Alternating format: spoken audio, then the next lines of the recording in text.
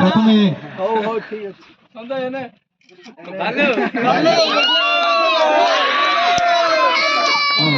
ବହୁତ ଭଲ ପ୍ରଦର୍ଶନ ବହୁତ ଭଲ କରିଛନ୍ତି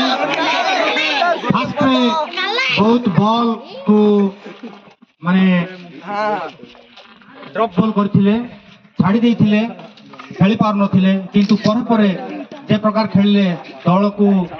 বিজয় ଦେଇଛନ୍ତି পুଣି নিজে হাফ সেঞ্চুরি ছক্কা চৌকা মারি হাফ সেঞ্চুরি କରିଛନ୍ତି কোন ভাবুଛନ୍ତି কেମିତି খেলিলে ଆଉ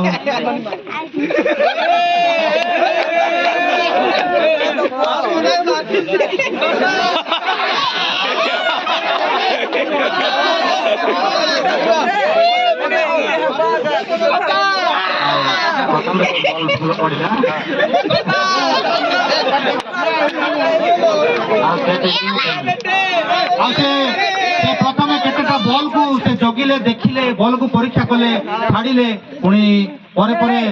ক্রিজরে সে ভাল রহিকি 50 রন সংগ্রহ করছেন তা পাই আমি সমস্তে জোরদার করতাল দেবা বেস্ট অফ লক